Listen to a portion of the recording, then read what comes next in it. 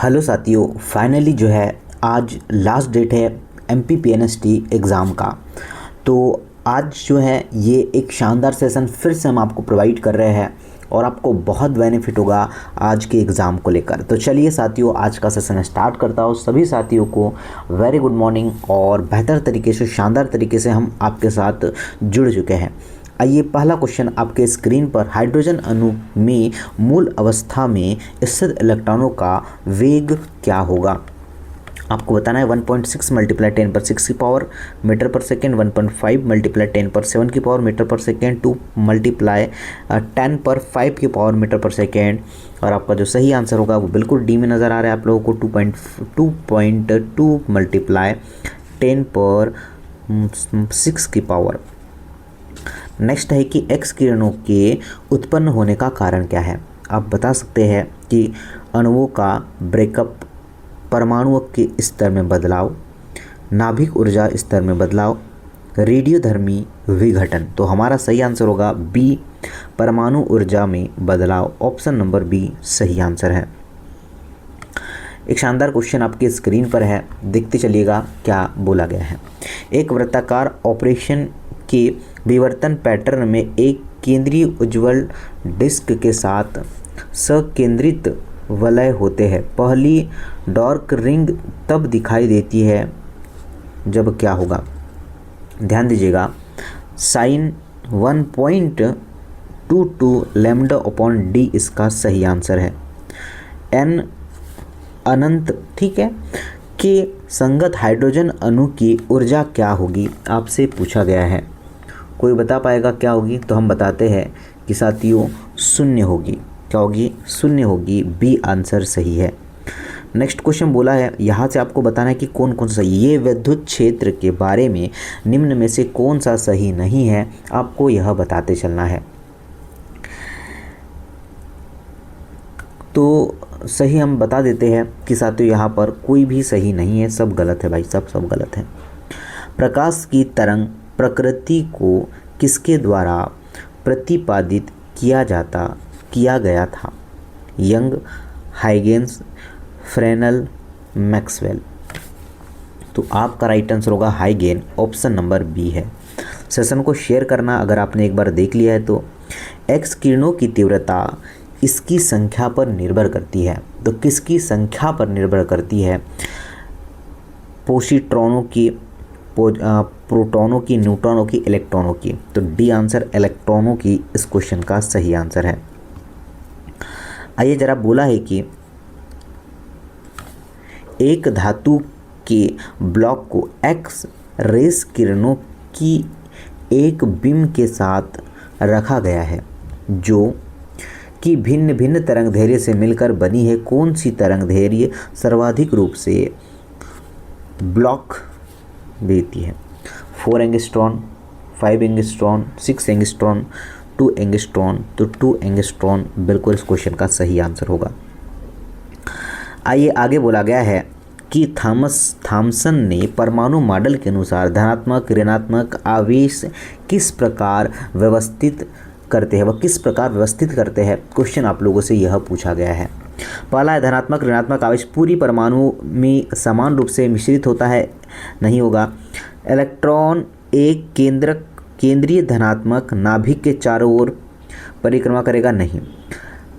धनात्मक आवेश एक गोलाकार बादल में फैले होते हैं जिसमें इलेक्ट्रॉन अंतर्निहित होता है। बिल्कुल साथियों, आपने सी किया है तो बिल्कुल सही है। आइए जरा आगे सॉल्व करते चलिएगा, छोड़िए इसे करिए।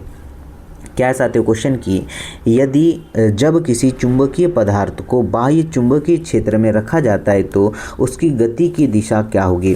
क्या पूछा है? उसकी गति की दिशा आप लोगों से पूछा गया है। तो कौन बताएगा भाई साहब कि उसकी गति की दिशा क्या होगी? चुंबक क्षेत्र के मजबूत हिस्सों से दूर। जी हाँ भाई साहब, ए आंसर आपका सही होगा। तो जिन्हों भी साथियों ने ए लगाया है वो बिल्कुल सही लगा पा रहे हैं। आइए इस क्वेश्चन को सॉल्व करिएगा कि निम्न में से किसकी विद्युत क्षेत्र की तीव्रता गॉस के नियम से ज्ञात नहीं की जा सकती है? बिंदु आवेश, द्विध्रुव सुचालक गोला, विद्युत आवेशित गोला। तो क्या आंसर हो सकता है? तो भाई आपका राइट आंसर होगा द्विध्रुव, ऑप्शन नंबर बी।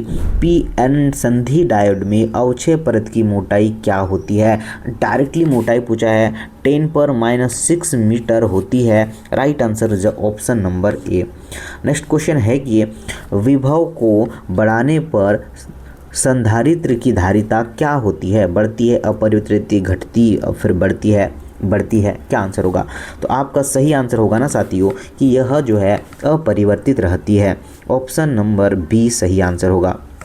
नेक्स्ट बोला है कि कंपास सुई का क्या कार्य है? यांत्रिक ऊर्जा उत्पन्न करने के लिए, तापमान मापने के लिए, चुंबकीय क्षेत्र का पता लगाने के लिए, विद्युत धारा उत्पन्न करने के लिए। तो क्या हो सकता है बताइए? जो कंपास सुई है वह क्या करती है? आपने पढ़ा है 10th में 12th में भी पढ़ा हुआ कि चुंबकीय क्षेत्र का पता लगाने के लिए।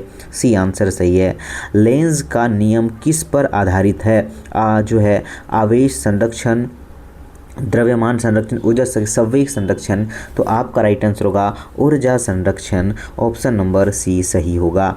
बोला कि 0 केल्विन पर एक नोज अर्धचालक की विद्युत चालकता क्या होती है? 1 अनंत 0 10⁻7 की पावर, ये ध्यान रखना। तो राइट आंसर बिल्कुल आप सभी का जो है सी हो रहा है, तो बिल्कुल सही आंसर निकल के आएगा। बोला है कि लेंथेनाइट संकुचन किस में देखा जाता है? लेंथेनाइट संकुचन किस में देखा जाता है बताइए? तो आपका जो है ऑप्शन नंबर डी इस क्वेश्चन का सही आंसर होगा। टंगस्टन की सतह पर NH3 का अपघटन कैसी अभिक्रिया होती है? शून्य कोटि, प्रथम कोटि, द्वितीय कोटि, भिन्न कोटि की। तो यह जो है शून्य कोटि की अभिक्रिया होती है। इसका राइट आंसर होगा option number A. Ethyl benzene plus chlorine मुख्य उत्पाद यौगिक क्या बनाते हैं?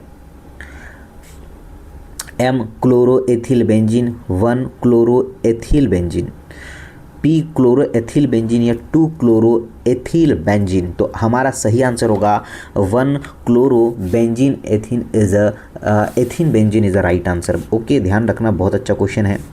बोला है कि बेंजील फेनिल कीटोन है, कौन लगाएगा भाई? तो इसका आंसर होगा भाई साहब option number C, C6H5CH2CO, C6H5। भाई साहब सी वाले तो बिल्कुल करेक्ट होने वाले हैं। आइए नेक्स्ट क्वेश्चन की बात करते हैं कि एथेनॉल 78.2 केल्विन का क्वथनांक समान अणु C2H6O6O वाले डाईमेथिल ईथर से अधिक होता है। इसका कारण क्या है? अनुनाद, संयोजक बंध, आयनिक बंध, हाइड्रोजन बंध। तो आपका राइट आंसर होगा ऑप्शन नंबर डी, हाइड्रोजन बंध। अभिक्रिया स्वतः है यदि सेल विभव ऋणात्मक, धनात्मक, शून्य, अनंत हो। तो पॉजिटिव हो। इस क्वेश्चन का जो राइट आंसर होगा वो बिल्कुल तौर पर आप सभी ने बी कर पाया है। अब यहाँ पर हमें चूज़ करके बताना है क्या, कौन सा पहले है फिर बाद में। निम्नलिखित में यौगिक का निर्माण सरल एल्डिहाइड से हो सकता है? बेकेलाइट, मेटा एल्डिहाइड, यूरोट्रोपिन, मार्फमेटीन, पैरा एल्डिहाइड। तो देखिए पहले ए आपका बेकेलाइट बिल्कुल सही है सर। उसके बाद यूरोट्रोपिन, सी बिल्कुल सही है सर।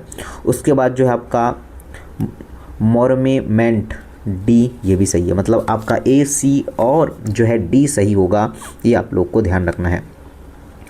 आइए नेक्स्ट क्वेश्चन क्या है सर कि इलेक्ट्रोड विभव ई मानक इलेक्ट्रोड विभव यो विलयन में आयनों की सांद्रता के बीच का संबंध बताने वाले समीकरण का नाम हमें बताना है। तो उस संबंध जो है, ये संबंध जो बताता है वह नॉरिस्ट समीकरण होगा। ए ही आपका सही आंसर होगा। बताना मुझे कि साथियों आप लोगों को सेशन कैसा लगा, ठीक है, और शेयर कर देना एक बार। C6H5CHO प्लस PCl5 का उत्पाद है, यह क्या है आपका बताइए मुझे?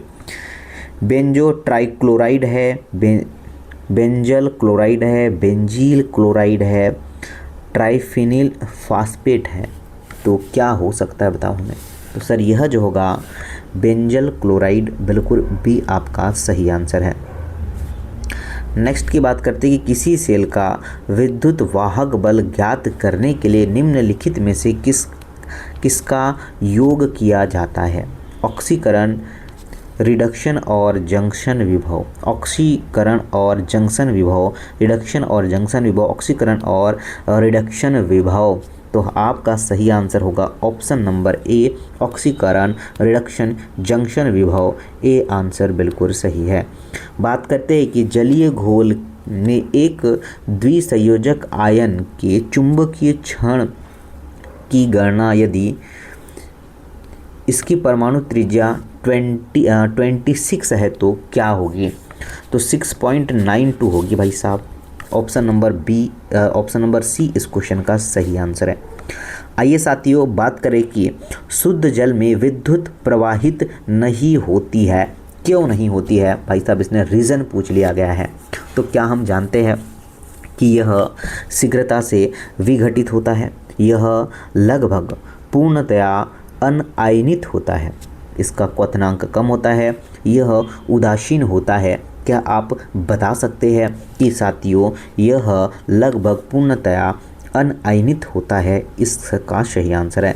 निम्नलिखित में से कौन सा मेथेनोइक एसिड का उपयोग नहीं है? चमड़ा, कपड़ा, प्लास्टिक, रबड़। तो कौन सा नहीं है? प्लास्टिक नहीं है। सी आंसर बिल्कुल सही है।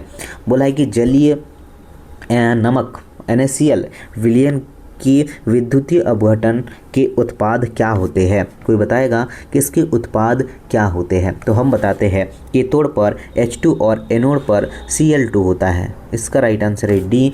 अगर आप सभी ने कर पाया है तो बहुत शानदार, बहुत सही है। बंद निकाय में स्थिर तापमान में किया गया कार्य नहीं है। तो कौन सा नहीं है? बताइए हमें कौन सा कार्य नहीं है, ये हमसे बोला गया है। तो कौन सा नहीं है? जो बी में नज़र आ रहा है W1-2 वाला नहीं है। बोला कि 4 मिथाइल फेनॉल की रासायनिक संरचना को आपको पहचानना है। तो भाई साहब जो आपकी रासायनिक संरचना है वो ए में नज़र आ रही है, तो भाई ए ही हमारा सही आंसर हो जाएगा फिर तो। विद्युत की मात्रा को मापने वाला यंत्र क्या है? काफ़ी सातों सिमिलरिटी क्वेश्चन आपको देखने को मिले हैं जो हमने सेशन करवाया है आप लोगों को। कुलोमीटर, क्लोरीमीटर, कैथेटोमीटर, कैलोरीमीटर। तो आपका होगा राइट आंसर साथियों ए, कुलोमीटर इज अ राइट आंसर। एक संक्रमण धातु अपनी उच्च ऑक्सीकरण अवस्था में किस रूप में व्यवहार करती है? किस रूप में व्यवहार करती बोला गया है? तो किलेटिंग एजेंट के रूप में, एक समवाय यौगिक में एक केंद्रीय धातु, एक ऑक्सीकरण एजेंट, एक उपापचय एजेंट के रूप में कार्य करती है। तो भाई साहब आपका राइट आंसर होगा एक ऑक्सीकरण एजेंट के रूप में कार्य करती है। तो ये भी हमें ध्यान रखना है। क्वेश्चन है साथियों कि बेंजीएल्डिहाइड और फॉर्मएल्डिहाइड एक उभयनिष्ठ अभिकार्य रहते हैं। यह होंगे कैलेजन संघनन, बेंजीन अभिक्रिया, केनिजारो अभिक्रिया, पार्किंग अभिक्रिया। तो हमारा आंसर होगा केनिजारो अभिक्रिया। सी बिल्कुल सही होगा। निश्चित तौर पर आप सभी ने करा पाया होगा। विडाल टेस्ट का उपयोग खालिस्तान की संवेदनशील के लिए किया जाता है। ये साथियों आपको इस बार क्वेश्चन देखने को मिला है। पीला ज्वार, आर्द्र ज्वार, हैजा, मलेरिया। तो विडाल टेस्ट हम लोग टाइफाइड के लिए करते हैं, ठीक है, जिसे हम लोग आर्द्र ज्वार करते हैं। और भाई शुद्ध हिंदी में ट्रांसफर तो ये तो करके देगा ही है। विडाल टेस्ट हम लोग करते हैं। भाई टाइफाइड भी लिख सकता था परंतु बच्चा को कन्फ्यूज़ करना था ना इसे। तो सही आपको बताना है। गर्भावस्था के दूसरे महीने के अंत तक गर्भ का हृदय बना जाता है। सेकंड दिया है कि HPL प्रसव में अहम भूमिका निभाता है। प्रसव के लिए संकेत पूर्ण विकसित भ्रूण और प्लेसेंटा से आता है। भाई साहब सी, जी हाँ बिल्कुल सही आंसर है। मानव जनसंख्या में जन्मदर समकक्ष होती है। तो पहला जनसंख्या घनत्व, मृत्यु दर, जनन क्षमता में जन्मानुपात। तो ये आंसर हो सकता है। तो भाई साहब आपका जन्मानुपात ऑप्शन नंबर डी ही सही आंसर है। एक स्थिर समुद्री एनीमोन एक दूरस्थ कर्क के खोल के स्तर से जुड़ा जाता है। संघ खालिस्तान है। बताइए पहला ऑप्शन। आमेंसलिज्म, प्रतिदीप्तता। तो इसका जो राइट आंसर होगा वह सहभोजिता, डी में आपको नज़र आएगा। बोला है कि एक प्रति मलेरिया औषधि कुनोन, जो कुनैन होती है ना, वो कौन से पादप से पाई जाती है? सिकोना, सिन्नमोन। साथियों ये तो सभी को पता है ना भाई कि सिकोना ही होने वाला है। ठीक है, ये तो सिंपल क्वेश्चन है, हर बच्चों को पता ही है। बोला है कि स्खलित शुक्राणुओं के लिए पोषक माध्यम मुख्य रूप से खालिस्तान द्वारा प्रदान किया जाता है। योनि द्रव, गर्भस्तर, वीर्य संबंधी द्रव। दिए गए विकल्प में से कोई भी नहीं होगा। तो हमारा जो राइट आंसर होगा ना होगा वीर्य संबंधी द्रव, सी आंसर सही होगा। नेक्स्ट होगा वह तंत्र जिसमें बिना निषेचन के बीज उत्पन्न होते हैं कहलाती है पार्थेनोकॉर्पी, अपोगैमी, एपोमेक्सिस, अपोगैमी। तो आपका जो राइट आंसर होगा वो हो जाएगा सी, एपोमेक्सिस। ऑप्शन नंबर सी बिल्कुल सही है। साथियों बोला है कि वैज्ञानिक जिसमें जीवन जनन का सिद्धांत प्रतिपादित किया, यो बताया कि जीवन की उत्पत्ति पूर्व उपस्थित जीवन से हुई है, उसका नाम आपको बताना है। बात करते पहला Alexander Fleming, Stanley Miller, Charles Darwin, Louis Pasteur. क्या कहते हैं? तो आपका राइट आंसर होगा लुईस पास्चर। ओके भाई साहब आपने सही किया है। देखिए बेहतर क्वेश्चन है, आप सभी लोग आंसर करिएगा, ABCD आंसर करते चलिएगा। ठीक है। मनुष्य में शुक्राणु जनन के लिए वृषण को 37 डिग्री तापमान की आवश्यकता होती है, नहीं होती है। यौवन के समय महिला के शरीर में 1,20,000 से लेकर 1,60,000 तक प्राथमिक रोम पाए जाते हैं, ये तो सही है। भ्रूण का इंजेक्शन रिफ्लेक्शन भ्रूण से कॉर्टिसन हार्मोन्स के स्राव को ट्रिगर करता है, ये भी सही नहीं है। मतलब आपको बी सही लगेगा यहाँ पर, बाकी सारे गलत हैं। परितंत्र खालिस्तान की एक जटिल अंतःक्रियात्मक प्रणाली है। जनसंख्या, समुदाय और उसका भौतिक आवरण, व्यक्तिगत, समुदाय और उसकी मिट्टी की स्थिति। तो आपका जो सही आंसर होगा वो हो जाएगा बी, समुदाय और उसका भौतिक आवरण। प्लाज्मोडियम की निम्नलिखित में से कौन सी प्रजाति मलेरिया कारण नहीं बनती है? आप बताइए ज़रा क्या हो सकता है। Plasmodium malaria, plasmodium falciparum, plasmodium vivax, plasmodium piper.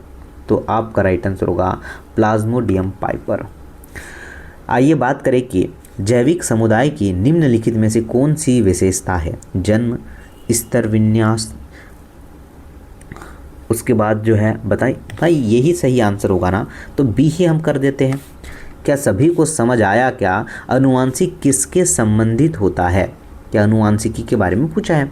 तो अनुवांशिकता द्वारा विविधताएं होती है। कार्बनिक विकास सिद्धांत, मेंडल के नियम, डीएनए संरचना, डीएनए की संरचना। आपका राइट आंसर होगा ऑप्शन नंबर ए, अनुवांशिकता एवं विविधताएं।